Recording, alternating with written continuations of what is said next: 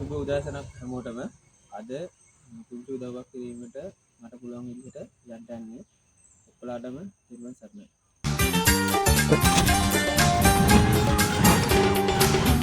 Love